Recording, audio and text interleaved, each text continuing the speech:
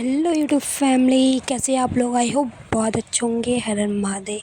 तो आप सभी को बुद्ध पूर्णिमा की हार्दिक शुभकामनाएं। तो आज जो बुद्ध पूर्णिमा है, गवर्नमेंट छुट्टी भी है, ठीक है, स्कूलों की। तो बुद्ध पूर्णिमा क्यों मनाया जाता है?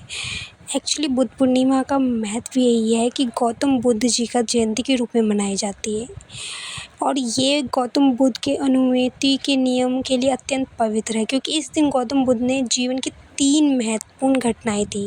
पहला जन्म, दूसरा ज्ञान की प्राप्ति, तीसरा महापरिवर्तन निर्माण। ठीक है। तो जन्म, गौतम बुद्ध का जन्म लुम्बिनी नेपाल में हुआ था, जैसे कि पता होगा आप लोगों को। और इन्होंने ज्ञान की प्राप्ति इसी पूर्णिमा तिथि को की थी। पीपल के वृक्ष के नीचे बैठकर प्राप्त किया था, इसलिए इसे ज्ञान की प्राप्ति कहा गया। और पूर्णिमा इसलिए पूर्णिमा के दिन मनाया जाता है।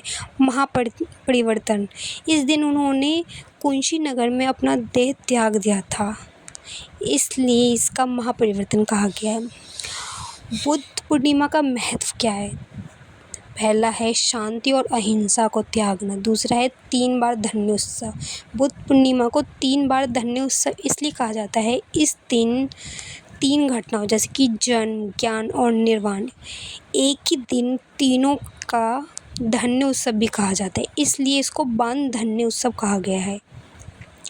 और तीसरा, पूजा और दान। इस दिन श्रद्धालु पूजा अर्चना करते हैं, ध्यान करते हैं और ज़रूरतमंदों को दान करते हैं, जिससे आपको धन्य प्राप्ति होती है। श्रद्धालु को, किसी को ज़रूरतमंदों की मदद करने से अच्छा ही होता है कुछ, ठीक है, इसलिए बुद्ध पूर्णिमा मनाया जाता है। तो इस दिन ये सारी चीज़ें करते हैं, परंपराएं चलती आ रही। परंपराएं हमारे मंदिर में जाना, दान देना, सूत्रों को पाठ करते हैं, ध्यान करते हैं, खीर का दान करना, सेवन करना, ये सारी मीठी चीज़ें, ठीक है। तो और सबसे मेन बात, इस दिन किसी भी पवित्र स्थान पे जाके स्नान करना है, जैसे कि यमुना जी हो गए, गंगा जी, हरिद्वार, त्रिवेणी संगम, कहीं भी जाके इस दिन स्नान करते हैं। तो मैं तो गई थी जमुना जी नहाने, स्नान करने, जैसे कि आप लोग देख सकते हैं।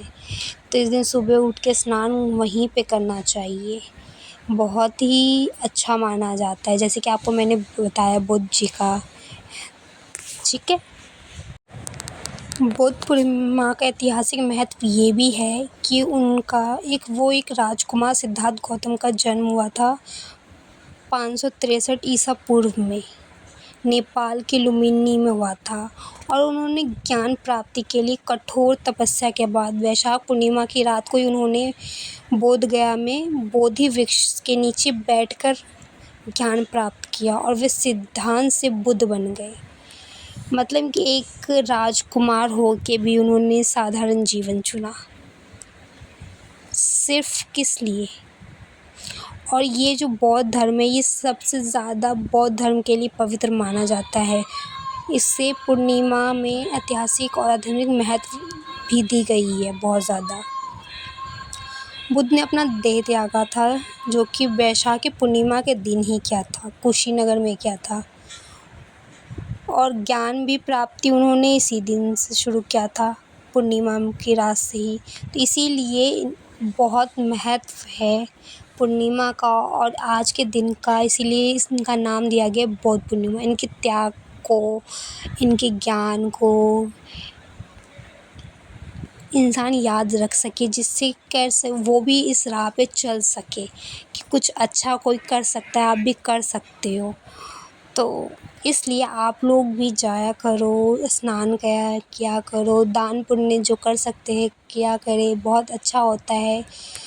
तो मैं तो गई थी, मैंने ये सब किया। और ये देखो भोले बाबा भी थे, फिर वहाँ पे जल चढ़ाया सभी ने मिल के।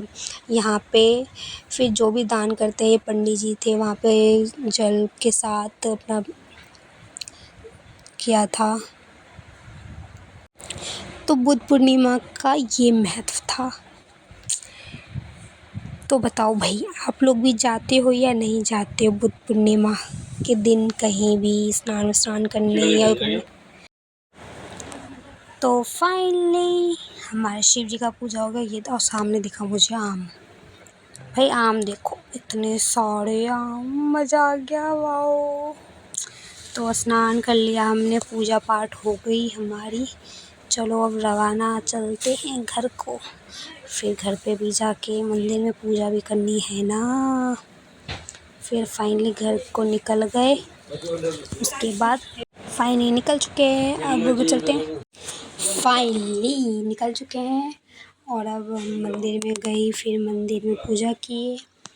पूजा करने के बाद घर में आए, फिर घर में कान्हा जी का पूजा किए, घर में के मंदिर के किए, फिर तुलसी जी का पूजा किए।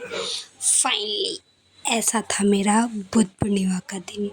तो आप लोग कैसे सेलिब्रेट करते हो बुद्ध पूर्णिमा, ज़रूर बताना कमेंट करके, ठीक है। और आप लोगों को ब्लॉग अगर अच्छा लगा हो तो please like subscribe and share ज़रूर करना। हर हर महादेव। और आप लोग भी जाया करो बुद्ध पूर्णिमा के दिन कहीं भी अच्छी जगह स्नान करने, गंगा जी, गौतम जी, यमुना जी, ठीक है। ओके, हर हर महादेव। मिलते हैं फिर नेक्स्ट ब्लॉग में। Bye bye.